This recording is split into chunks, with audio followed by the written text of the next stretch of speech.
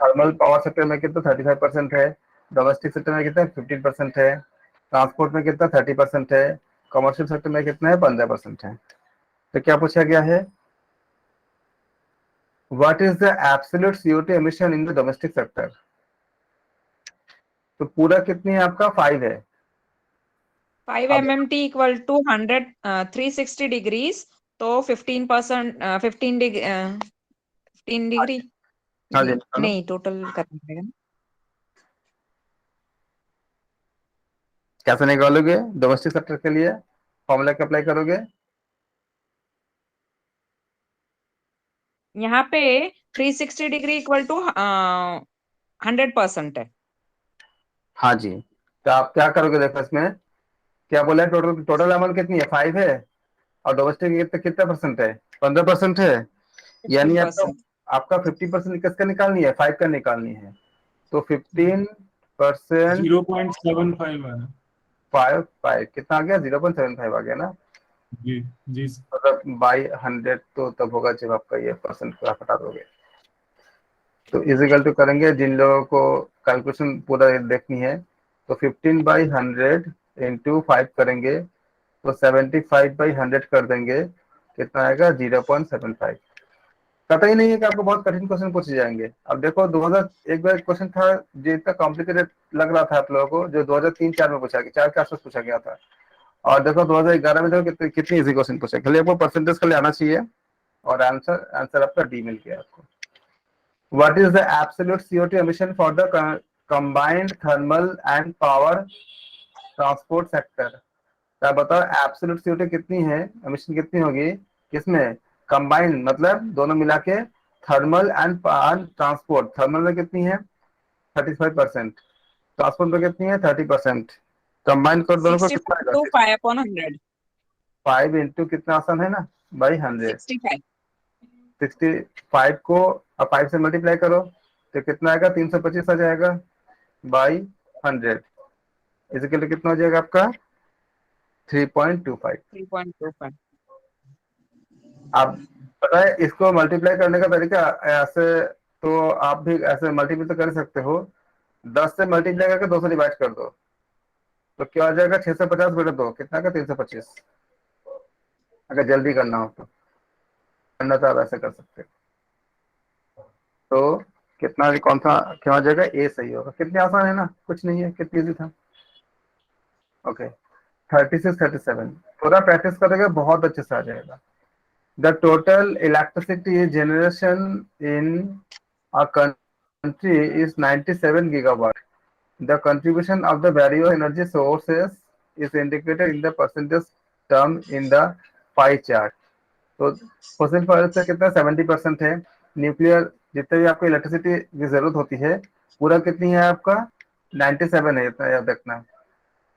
और barrier sector में दिया हुआ है, इसमें फॉसिल के कितना दिया है आपका 70%, न्यूक्लियर पावर प्लांट से कितनी आती है 3%, विंड से कितना 7%, हाइड्रो से कितने 20%। अब देखो कितनी आसान क्या पूछा है, what is the contribution of wind and solar power in absolute term of electricity generation. बस निकाल लो परसेंटेज 7 into कितना, 97/100।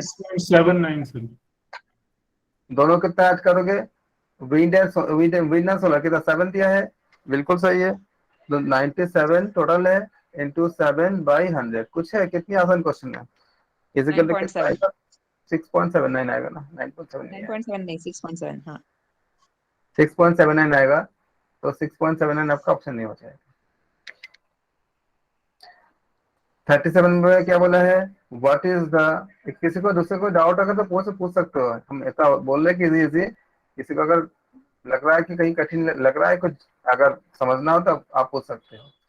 What is the contribution of renewable energy, what is the contribution in the renewable energy sources in absolute term in the electricity generation. तो renewable source कितनी है आपका, कौन से होंगे रिन्यूएबल के लिए, कितने परसेंट होंगे हाइड्रो क्या रिन्यूएबल होती अभी है? किसको कहेंगे? हाइड्रो क्या होती है? रिन्यूएबल होती है। पानी पे, पानी हाइड्रो का, पानी से होगी। हाँ, पानी मतलब बार बार इसको यूज कर सकते हो, रिन्यूएबल होती है। सोलर और विंड एनर्जी, ये भी क्या आपको मिलती रहती है, तो कभी खत्म नहीं हाँ, होती। मिलती रहती है फ्री में। तो अगर दोनों मिला दोगे आप तो कितना 27 आ जाएगा? तो 27% ऑफ 97 यानी 97/100। थोड़ी सी आपको वहाँ पे कॉमन सेंस लगानी पड़ेगी। Is equal to 26.19। तो 26.19 कौन सा? ये वाली है, ऑप्शन बी सही है। किसी को डाउट है?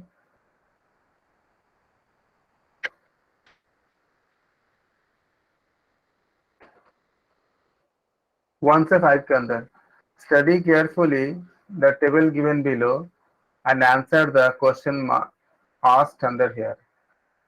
In this table, the number in thousands of 6 types of toys manufactured by 2 companies have been inherited against the respective years of the manufacturer. मतलब इस टेबल में क्या दिया है आपका? 6 टाइप के आपका खिलौना बनाने वाले, 6 टाइप के खिलौना बनाते हैं 2 कंपनी मिला करके। इनके बारे में सारा डिटेल दिए हुए हैं। A B C D E F ये आपका है। और 1984, 85, 86, 87, 88, 89, 90 ये आपको पूरा गिवन है कितने कितने। ए कितने बनाता है, बी कितने बनाता है, सी कितना, डी ई एफ कितनी है, और आपका टोटल वैल्यू देके रखा है। अब क्या पूछा है कि during which of the following year production of D type of toys was approximately equal to the average production. तो क्या करोगे आप? इसके लिए आपको एवरेज निकाल के और फिर उसके साथ कंपेयर कर लेने होगी।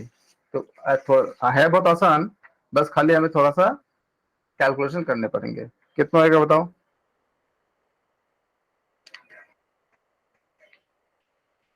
इनका निकाल लो पहले। डी के लिए क्या क्या बोला है आपका? 87, 82, 163, 114, 92, 86 और 102। कितने है? 7 हो गया। इसको इसका एवरेज निकाल लो। तो कैसे हो, कितना होगा एवरेज इसके?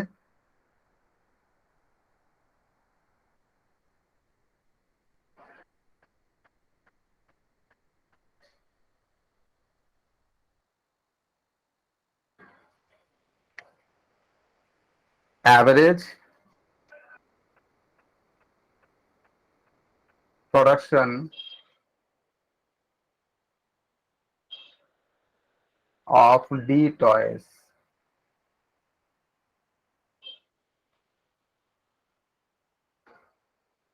क्या आ जाएगा आपका? Is equal to 87 plus 82 plus 163 plus 114 plus 92 plus 86 plus 102। यही था डेटा आपका। 86, 82, 163, 114, 92, 96, 112। इसको क्या करेंगे? किससे करेंगे? 7 आइटम है तो 7 से डिवाइड कर देंगे। ऐड करो, कितना आ गया ऐड करने पे? 720 बाई 7 इज इक्वल टू 103। तो 103 कितना आ गया आपका? एवरेज आ गया। अब देखो 103 किस कॉलम पे मिलती है? क्या आसपास? 102 किसमें मिलती है? 1990 में मिलती है 102। तो लगभग आपको एवरेज कितना है? 103 आ गया। और 102 कितना कहाँ पे दिया है? 1990 में दिया है।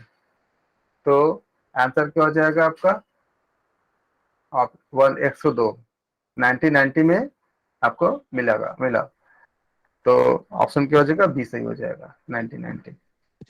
समझ आ सर, गया? इतने सिंपल पूछने का लॉजिक क्या होता है? इसका लॉजिक ये होता है कि आपके मतलब डेटा को इंटरप्रेट करने की कैपेबिलिटी कितनी कितनी तेज है, कितनी तेजी से इन सब जो क्वेश्चंस होते हैं ना, इसका खाली एक ही मकसद होता है कि आपका ब्रेन कितनी ज्यादा चीजों को लेकर के एनालिसिस कर सकता है। क्योंकि हम जब रियल लाइफ में जाते हैं तो हमारे पास ये डेटा ही तो होता है।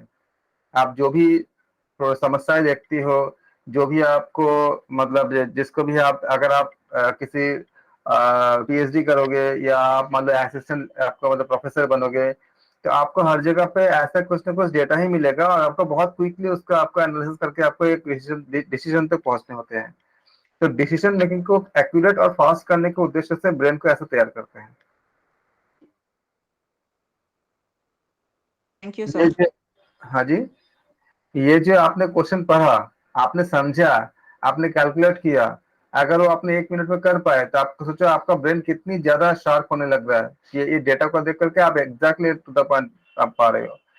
ये खाली एक यहाँ पे यहाँ तो काफी लो लेवल, काफी इसका आपको लग रहा है हाई, लेकिन एक्चुअली में ये लेवल काफी बेसिक है।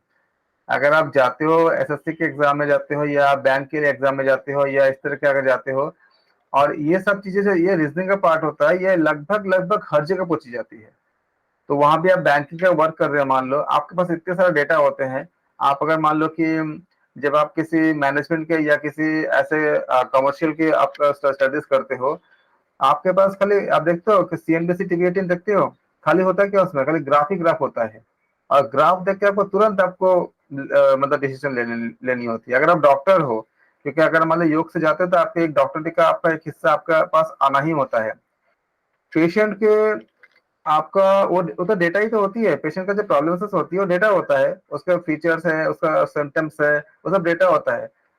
और एक एक कई तरह के सिम्टम कॉमन होती है बहुत से डिजीज में। आप कितनी जल्दी उसको प्रोसेस करके एक सही रिजल्ट तक पहुंचते हो कि पेशेंट को क्या बीमारी हो सकती है, तो वो डेटा को ही आप एनालिसिस करते हो ना। मतलब फीवर हो गया, बुखार हो गया, तो बुखार तो बहुत चीज से होती है, तो बुखार के साथ साथ और क्या लक्षण है, और पेशेंट से आपको बात कर रहे हो, पेशेंट से बात करने में आपको कितना समय मिलती है, एक पेशेंट से हार्डली 2-3 मिनट 4 मिनट मिलती है। उतने टाइम में आपको पेशेंट का जो सिम्टम देख करके आपको एक डिसीजन तक पहुंच जानी है कि हमें फर्दर हमें इसके कुछ टेस्ट वगैरह करानी है, ये एक्चुअली मतलब स्थिति क्या है, क्या हो सकता है, उस समय आप क्या रेमेडीज दोगे, वो आपको तय करने के लिए पहला 2-3 मिनट में आपको कर लेनी है।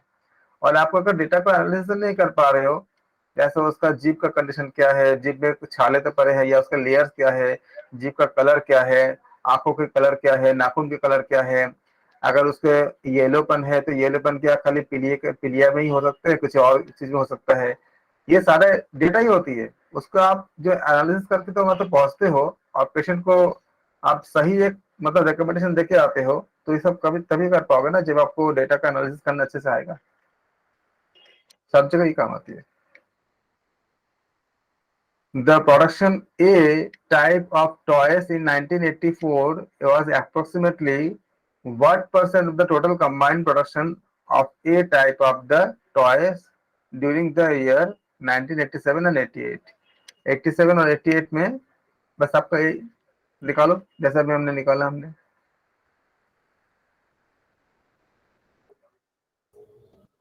सर और 40%, अगर 40%। अगर देखोगे तो हर चीज डेटा ही होती है, हर चीज। अगर आप थोड़ा सा वाइड देखोगे, आपके जीवन में सो के जब उठते हो और जब सोने जाते हो, उनके बीच में आपके पास जो आता है डेटा ही आता है। उस डेटा को आप कैसे एनालिसिस करके कैसे कैसे इंटरप्रेट करते हो, वही आपको समस्या, प्रॉब्लम या अपॉर्चुनिटी को फील कराता है, और उसी के अकॉर्डिंग हमारा हमारा करियर या लाइफ बनती है। सब कुछ डेटा ही होता है। तो क्या हो जाएगा आपका आंसर इसका 40%। आपने देखा होगा 40% कैसे निकालोगे आपने, आप ऐड करके देखो क्या बोला है। टॉयज इन 84, 84 में कितने टॉयज है एक के लिए? 83। 83 है ना 84 में। और अगर आप टॉयज देखते हो कि 1987 और 88 में, तो 87 में कितनी है? 115। 115 और 85, 85। 85। तो क्या करोगे आप, दोनों को ऐड करोगे तो कितना आएगा? 200 आ जाएगा। तो आपको कंपेयर निकालनी है, तो 83/200 इंटू क्या करोगे, 100%, इजिकल टू एक्यूरेट कितना आएगा ये, 41.5 आएगा, जिसका अप्रोक्सीमेट वैल्यू जो नियरेस्ट है वो क्या 40 के आसपास है। जब भी आपको ऐसा मिलता है ना, तो आपको नियरेस्ट, अगर आपको एक को चूज करनी है, तो 41.5 किसका नियरेस्ट है, 40 के है। 60 तो होगा नहीं, 48 नहीं होगा, 75 नहीं होगा, तो आप 40 चूज करोगे। संजय जी बिल्कुल सही है, आप बिल्कुल सही आंसर देते हो मैक्सिमम।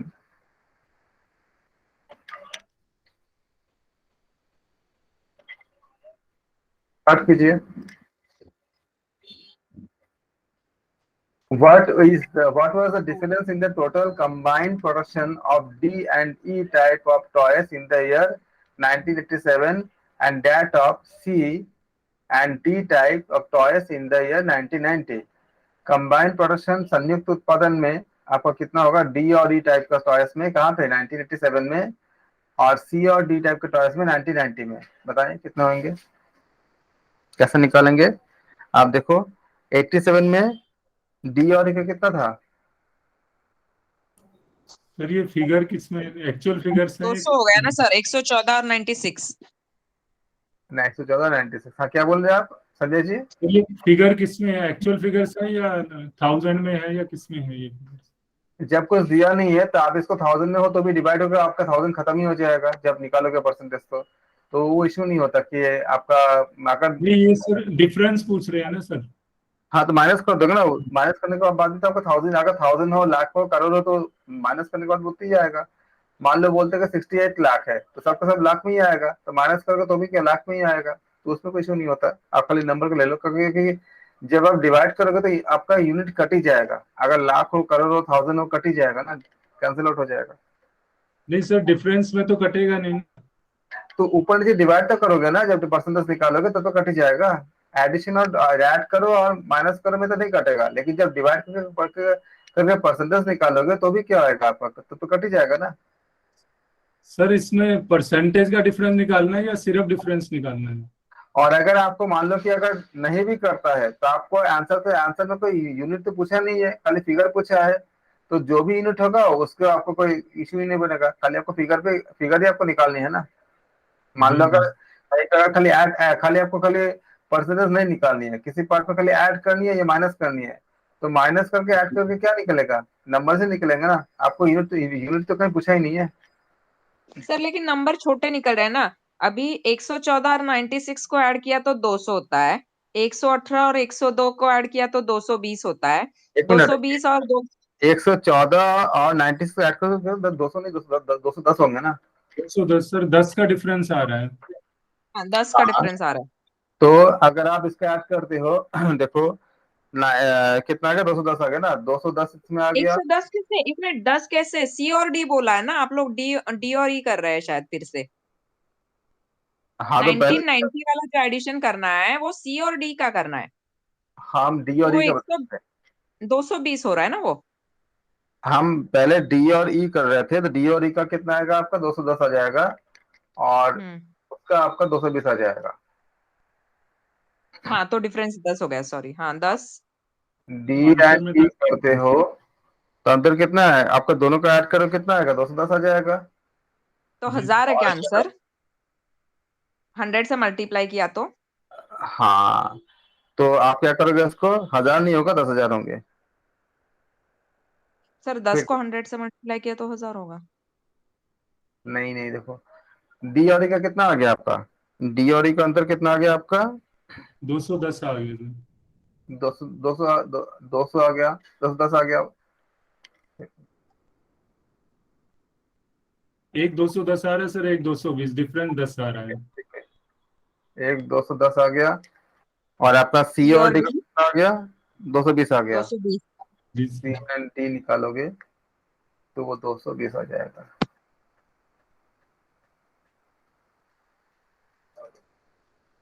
डिफरेंस 10 डिफरेंस निकालोगे मल्टी कितना आएगा, 10, difference is equal to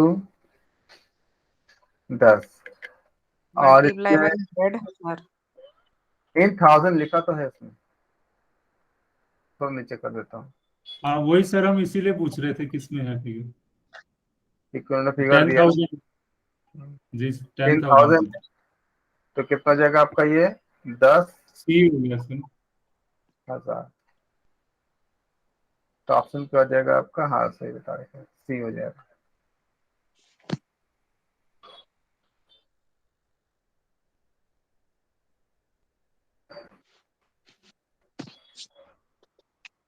during which of the following year the percentage of total combined production of F type toys with respect to WRT का मतलब होती है with respect to के सापेक्ष with respect to total combined production of all type of toys was at the lowest level। तो बताएं total combined कितना हो जाएगा आपका, सबको देखो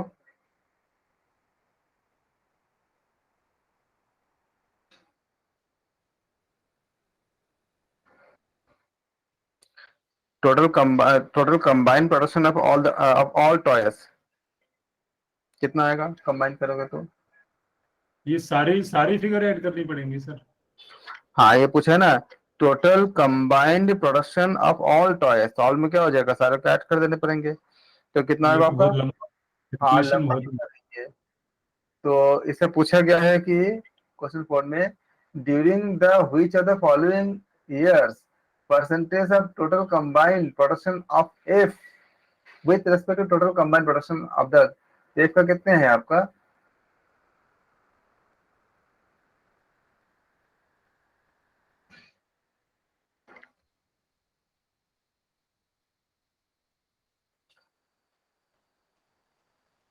एफ का दिया आपका कितना है 565 86 में।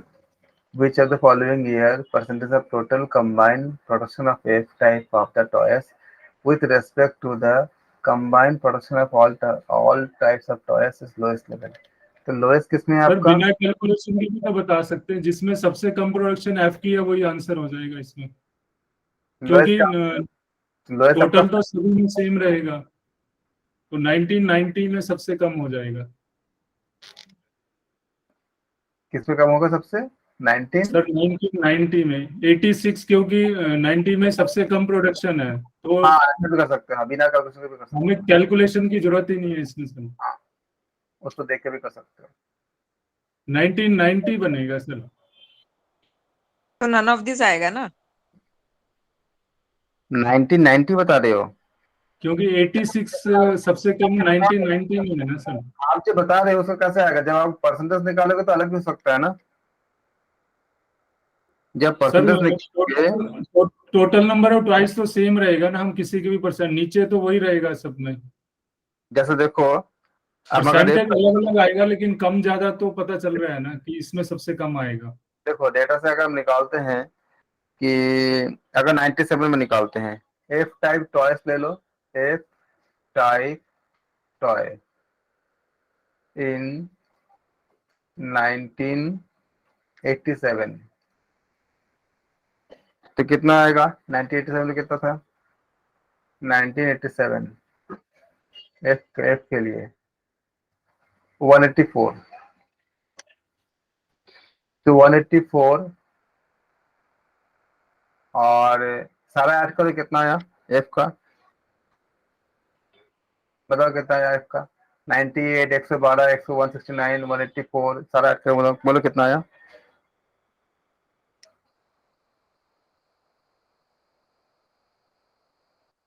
तो शायद 866 आएगा, 866। है ना, तो जी sir. 184 by 184 by 866 into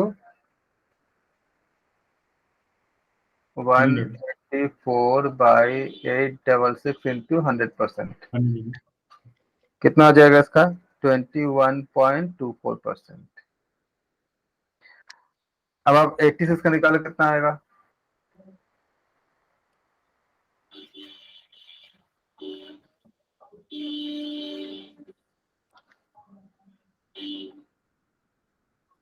sir 169। लेकिन क्वेश्चन में तो ऑल टाइप ऑफ टॉयज है ना सर। अब बाकी हम निकालेंगे, कंपेयर करेंगे ना, अभी एक तो कल एफ का निकाल लें, तो कितना हो जाएगा 169 by 866 into 100% is equal to कितना आ जाएगा 19.51%। अब आप सबका ऐड करो ऐसे जितने भी है, जैसे अभी आपने एफ का ऐड किया था, ऐसे सारा ऐड करो, ए का बी का सी का डी का सबका ऐड करो।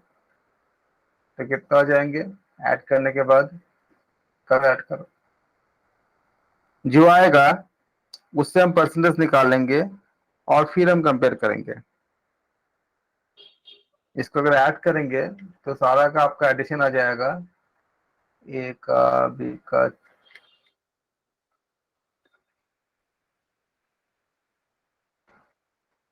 4005 आ जाएगा। तो अगर हम इसका निकाल लिया, कंबाइन करके निकाल लिया, तो इसका हम परसेंटेज निकाल लेंगे, फिर से कंपेयर करेंगे, मल्टीप्लाई कर देखना कितना आएगा, 4005 या कुछ और आएगा। तो इन सबको ऐड करके उसका जो परसेंटेज निकालेंगे, वो परसेंटेज किसके करीब जाता है उसके अकॉर्डिंग आंसर निकालेंगे। तो ये बहुत बड़ी बड़ी आपका कैलकुलेशन है। उसके बाद इसका आंसर आएगा कि टोटल कंबाइन कितने होंगे। तो आप देखोगे जब पूरे कैलकुलेशन करोगे इसका, तो अच्छा आपका सर, हमें ये बस टोटल वाले का कर लेंगे, इसमें टोटल वाले का हाँ टोटल भी तो दे रखे हैं, हाँ हाँ यहाँ से टोटल कर लेंगे। हाँ। तो फिर आपको उसका निकलेगा कंबाइन आपका प्रोडक्शन जो आपका, जैसे एफ का कितना है आपका, ये आपका 1989 में कितना आ गया, 102 आ गया। 1989 में एफ का कितना आ गया था, ये 102 आ गया था। तो 102 इसमें निकालेंगे, तो 102 बाई 866 इंटू 100% इजिकल टू 11.77% निकल गया।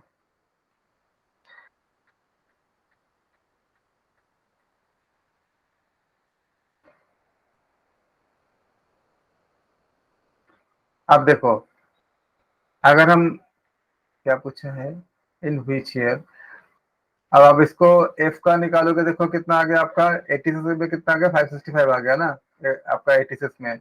86 का अगर चेक करते हैं हम, तो पूरा कितना है आपका 565 बाई टोटल कितनी है 4005, सबका ऐड करने के बाद कितने मिलेगा, इंटू 100% कितना हो जाएगा, ये 14.10% आ गया। तो 14.10% आपका जो है, मतलब इसका रेस्पेक्टिव आ गया। तो 89 में जब देखा हमने कि परसेंटेज जो है आपका कंबाइन एफ का टॉयस का कितना आया आपका, सर ये 4005 के टोटल है क्या? हाँ पूरा टोटल आप ऐड करके तो पूरा टोटल कितना मिलेगा। नहीं, ये सब ये सही नहीं, फिगर सही नहीं लग रही, क्या नहीं सही है, क्योंकि यूनिट प्लेस पे 9 आ रहे हैं ऐड करने पे सर, ये फिगर सही नहीं लग रही है मेरा टोटल वाला।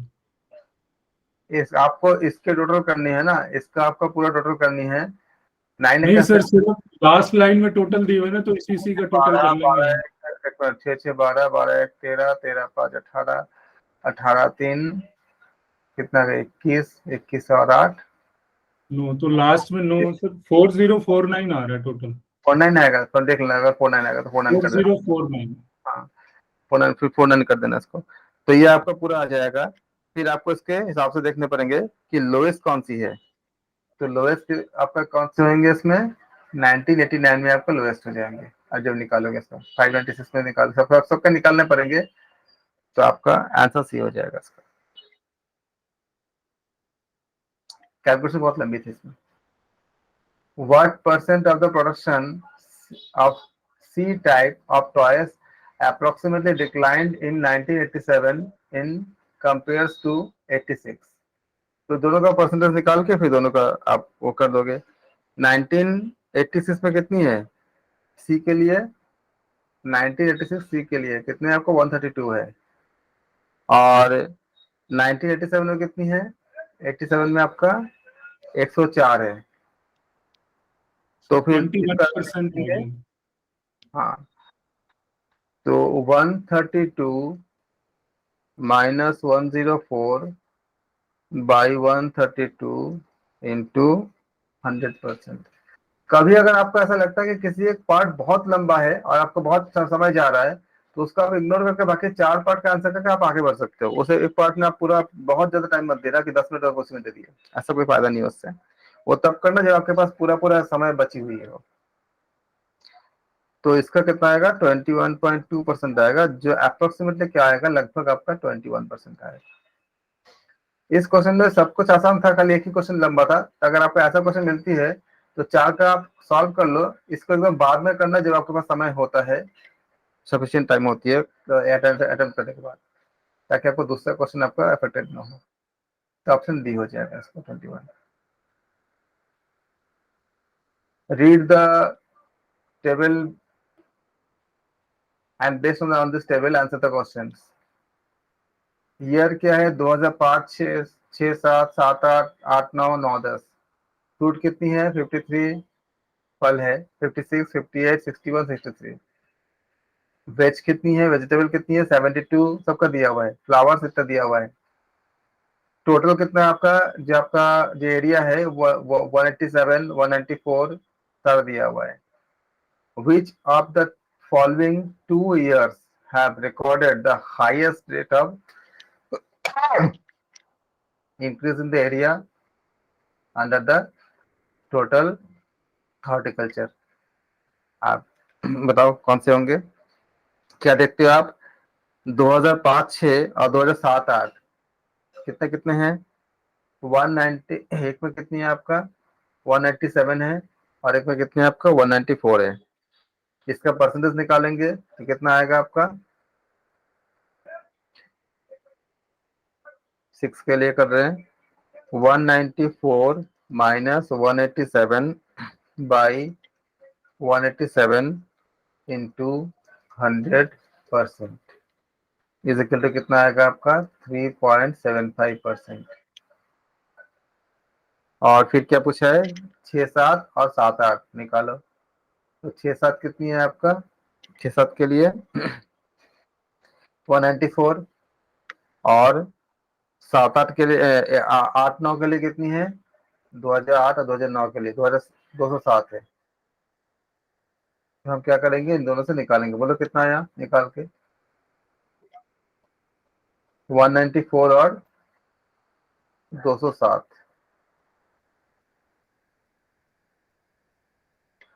तो इन 2006, 7 and 2008, 9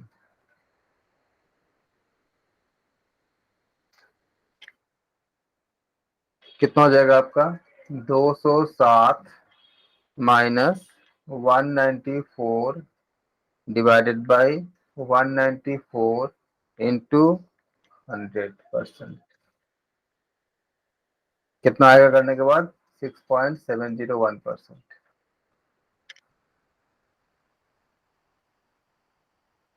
2006, 7 और 8, 9 में हमने निकाला। ऐसे ही आप 8, 9 और 9, 10, 7, 8 और 8, 9 में निकालो।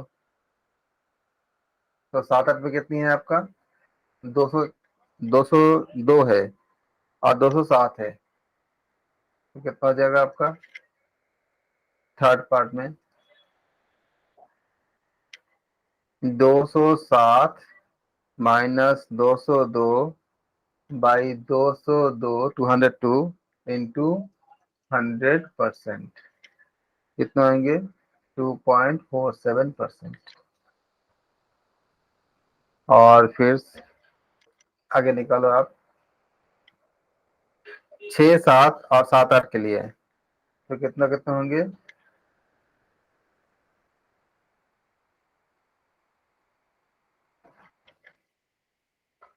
202 और 6, 7 और 7, 8 के लिए 202 और 194।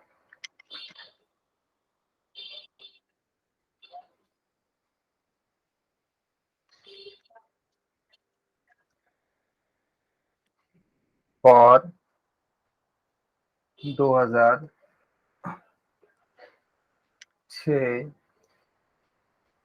7 and 2007, 8, 202 minus 194 by 194 into 100% is equal to 4.12%। तो बताओ कौन सा आंसर सही होगा, ऑप्शन कौन सा सही होगा?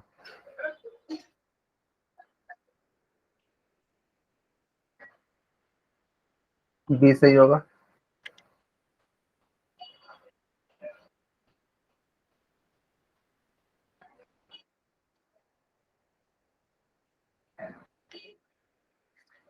दो हजार 6-7 और 8-9 में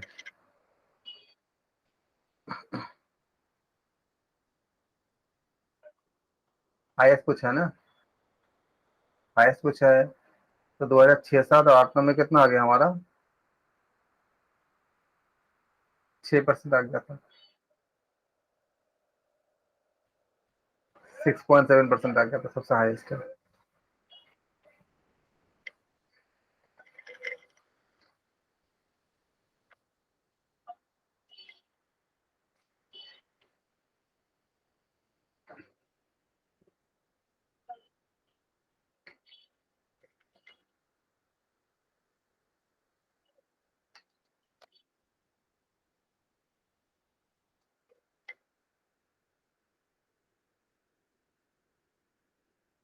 चलो इसको तो हम शुरू करेंगे तो खत्म नहीं होगा।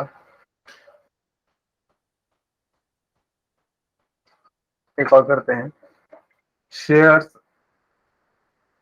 Of the area under flowers, vegetable and fruit in the area under total horticulture कितने होंगे?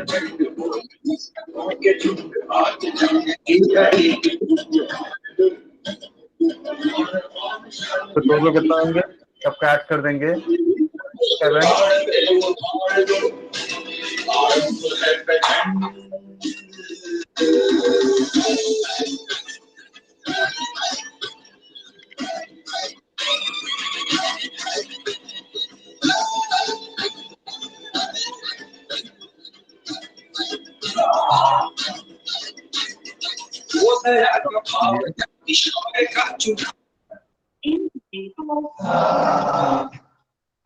सर किसी का माइक ओपन है। जिसका माइक खुला हो उसको बंद कर, म्यूट कर दे प्लीज। मदन जी का ओपन है। 187 प्लस 202 प्लस 207 प्लस 209, ये आपका है पूरा 187, 194, 202, 207, 209। इसका ऐड करेंगे। મારે જે 40 મિનિટ જેવું લાગશે ભાઈ, આટલું ઓકે ઓકે ભાઈ, इतना आपका હોય તો પેરી નકર પછી હોય હે એટલે જ ને તમે કપડા ધોવા નાખી દીધા, મારા ઉપર પેન્ટ નહીં હોય, ટ્રેક માં આવવું પડતું, મને એવું લાગે છે। एरिया હા ભાઈ, कितना फ्लावर का एरिया?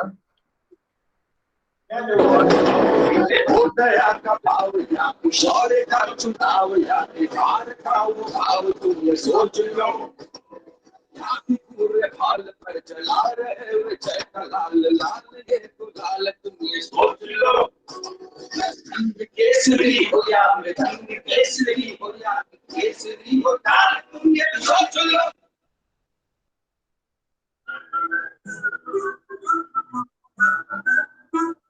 जिस कवि की कल्पना में जिंदगी हो प्रेम की, तो उस कवि को आज तुम नकार दो। अब पर्सनल निकालेंगे अपना। में आज फूलती रगों में आज आग की लपट का तुम बखार दो। प्रचंड मस्तकों के जोड़ बाज जंग की कड़ी की तुम हार दो। मान शान या की जान का उदान बाजी धनुष के बाण पे उतार दो। ऐसे वेज का निकालेंगे तो वेज कितनी है आपका? 72, 75, 78, 76, 79।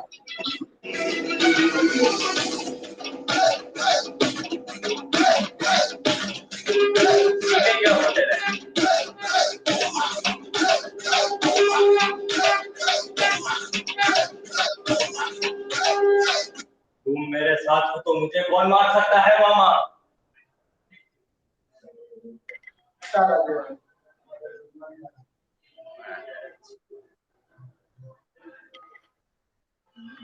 तो परसेंटेज निकालेंगे।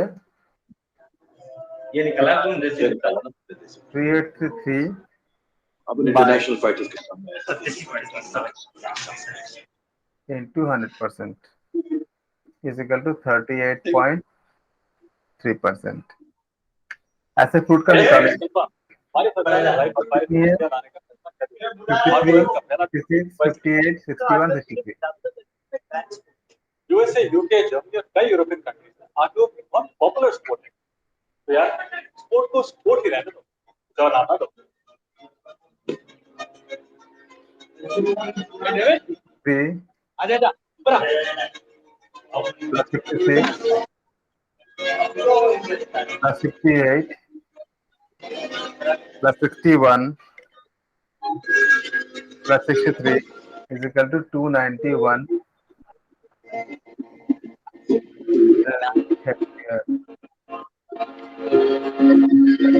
परसेंटेज निकालेंगे उसका कितना आ जाएगा 290। टुकड़ों में बिखरा अंधेरा चमका सितारा जो तेरा हम पर पे आ दस्तखत कर दे तू अंदर रखा अधूरा होने ही वाला है पूरा हद से गुजर जा तू हद कर दे। हम यहाँ तक रखते हैं। अच्छा है तो